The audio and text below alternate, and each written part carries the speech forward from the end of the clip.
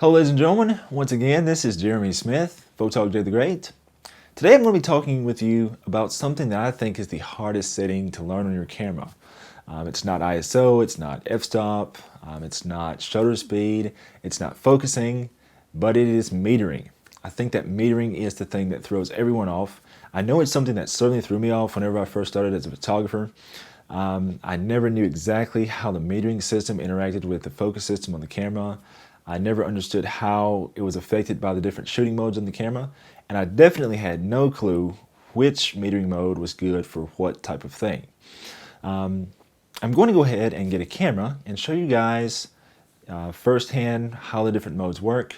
Now, I will point out that it is a little bit different amongst camera manufacturers, specifically when we start comparing Nikon and Canon. As a matter of fact, that one difference in the metering system is one of the main reasons why I'm a Nikon user, not a Canon user. But anyways, this video is going to be centered around Nikon's metering system. If there's a lot of questions about this, I may make a Canon specific video as well, so just let me know about that. Anyways, let's go ahead and take a look at a camera, and we'll go over all these metering modes in detail. So a lot of you may be wondering, what exactly is metering? Well, metering is where the camera is going to look in the scene to determine the exposure. By changing the different metering modes, we're able to change the look of the exposure of the final photograph. The first thing to know about this is, if you're shooting in the full automatic mode here, the green mode, you don't have any ability to change the metering mode at all. So in order to do this, we want to at least be in the program automatic setting. Once we're there, that option is lit up, and then we can come down here and we can change our metering modes. On a Nikon DSLR, there are three different modes. The first one is called matrix metering, and basically the matrix metering is going to look at the entire frame, and it uses a mathematical algorithm to kind of average out things, and it tries to get an exposure that's going to be favorable for everything in the entire photograph. Now, on our sample photo here, that's on this D3300, we'll notice that we have a scene that's fairly evenly lit. The subject is pretty much the exact same brightness as the background. And so that's pretty much the type of situation that you're going to use the matrix metering in. Most of the time, the matrix metering option is going to be the option that you're going to use the most.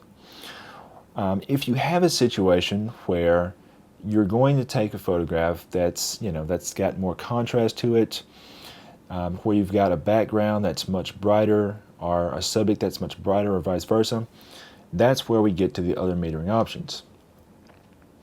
The next option is called center weighted metering.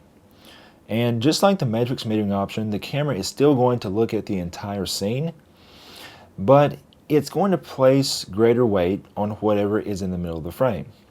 Now, this is where people get a little bit thrown off because they think that metering option affects focus, but keep in mind that's totally different. Metering is all going to be about exposure. So whenever we set this camera to center weighted metering, it's going to bias its exposure based off whatever's in the middle of the frame more heavily.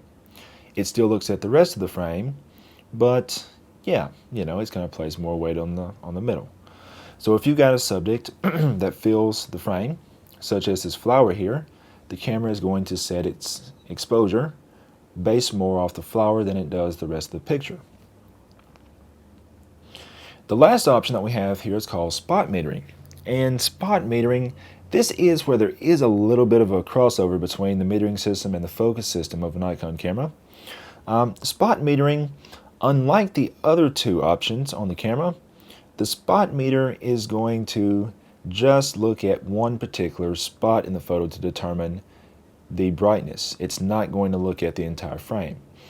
So in the spot metering option, the area where it's going to look to determine its exposure is actually going to be your focus point. So whichever focus point you have active is going to be the focus point that the camera is going to also determine the brightness of. So this is very, very good for situations where you have a very, very contrasty subject. So in our little example photo here, there's like some white chest ponds, and then there's a white lampshade there, and then there's a very, very dark background. So in a situation like that where it's very high contrast if we wanted the camera to just determine the exposure off one of these white objects in the frame, we could put the camera on the spot meter option, and if we have our focus point active on, say, that white lampshade there, the camera is going to expose for the lampshade, and it's going to completely disregard everything else in the photograph. So this is very, very good if you're wanting to shoot a natural light shot of, say, a person in front of a bright window, and you don't want to use a flash. You can set the camera in this matrix metering mode, in this spot metering mode, and the camera is going to set its exposure based on the person, and it will, completely overexpose or underexpose the background. I am going to put a few sample photos in the description, and if you guys have questions, you can let me know. And that reminds me, one last thing I'm going to show you on this. This is something I like on the Nikon DSLRs. You can press the zoom out button, which also has a question mark beside it, and it actually brings up a little description of what these different things do.